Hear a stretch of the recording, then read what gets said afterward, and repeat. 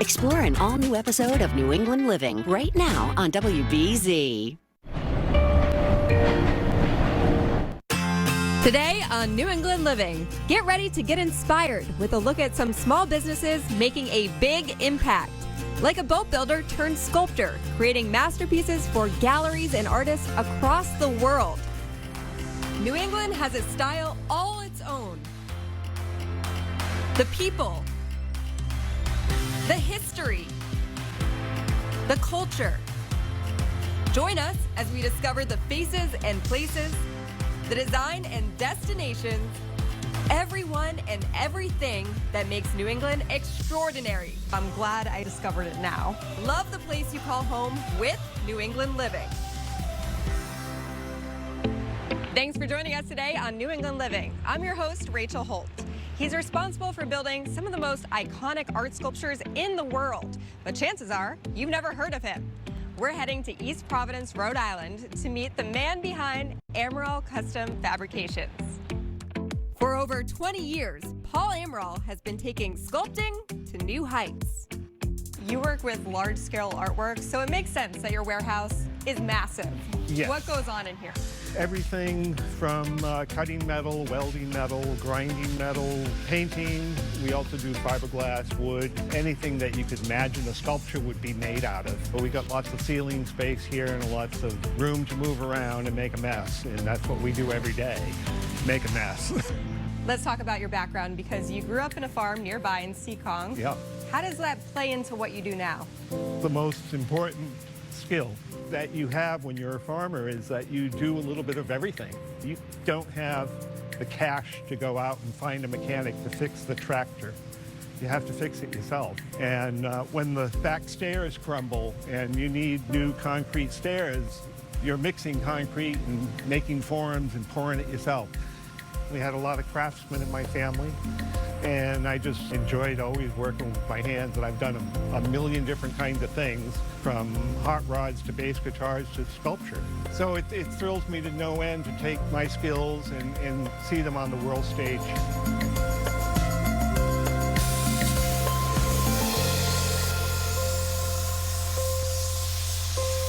Now we're seeing Amaral Custom Fabrications, but this didn't start out like this. How did you get into this?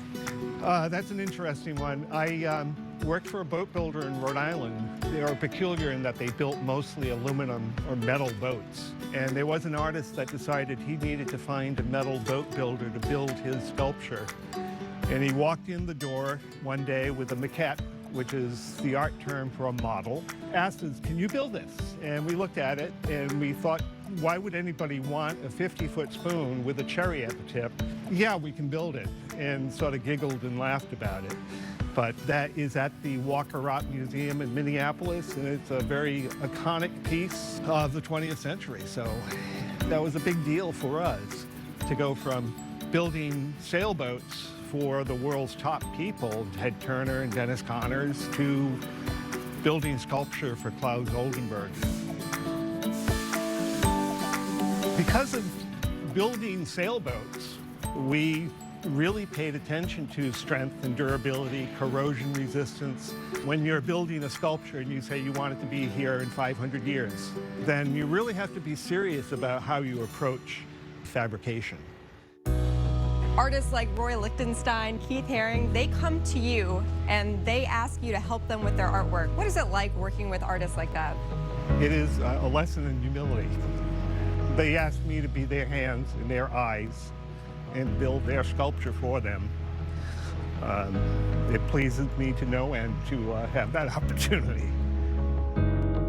What are some of the sculptures around the world that you've been a part of? Oh boy, how long you got? Just about every time you see a Keith Haring sculpture outside of any kind of size, we probably built it. But I've done almost 500 pieces by Keith Haring. Our history with Lichtenstein is also impressive. We've got a sculpture behind us all wrapped up and ready to ship. It's a grouping of 6 sculptures, so I call it 6 sculptures. So there's a lot of groupings, but I've done over 80 pieces for the Lichtenstein Foundation and Roy Lichtenstein personally. Is there one sculpture in particular, I know it might be hard to pick just one, that you're especially proud of? Yeah, one of the lesser known sculptures that was a very difficult one for us to build, and it's right here in Massachusetts, in Lowell, Mass. It's called Hydro, and it's sort of a reflection about water tumbling over the water wheels of Lowell industrial world back in 100 years ago. So it's this tumbling stainless steel arcs and spirals and things. So it's pretty cool. I have to be honest with you, before we came here today, before we met you, I didn't realize that when you see a sculpture, it's not necessarily the artist that put that sculpture there. Most people think that way, but you got to think that when it gets to a scale where you need many hands to build, it's probably best to step back and contract someone to do it. So that's kind of what we do. We are an atelier of craftsmen who can listen to an artist and understand what they want and give them what they want. And most of these large-scale sculptures are built by people like myself. Something that's so fascinating is some of these artists that you're producing artwork for currently have passed away. So how does that work?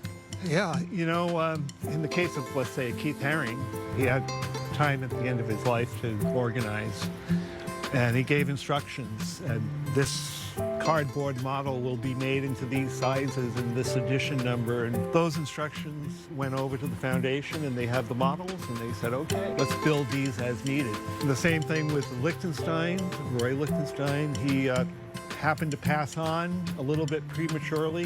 They had the similar sets of instructions from Roy. So, you know, some of these artists do know how to plan ahead. This is a Keith Haring that we built probably about 15 or 18 years ago. Her name is Julia. She has a name. Yes, she has a name. This is Julia. This went to auction this past summer. Somebody's purchased it, and they decided they wanted a completely fresh paint job on it. So sent it all the way from the country of Liechtenstein so that we could refurbish it and put a new coat of paint on it.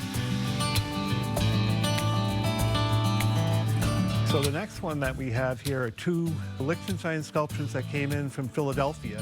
We built these in about 2003. We installed them probably around 2005, and they're just coming back for some renovations. Our job is to get all the corrosion off of it and repaint it and send it back to Philadelphia and reinstall them.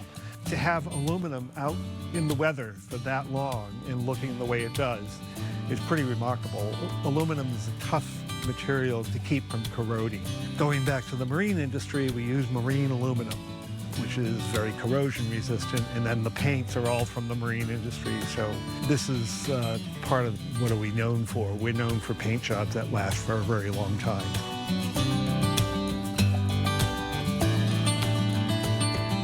What is blowing my mind right now is people have paid millions and millions of dollars for Liechtensteins, and we can just turn around and there's one right behind us. Yeah, and I didn't charge millions of dollars for it. It's a fabrication. As long as it sits in this shop, it is not a piece of artwork. It is a very fancy fabrication. As long as it's here, it's not worth millions, but it soon will be. It goes out the door and it's worth a fortune.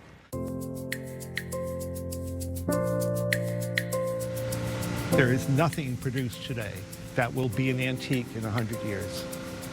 That is really sad. We're not making heirlooms anymore. Something made with your hands that gets passed down through the generations. What could be better than that?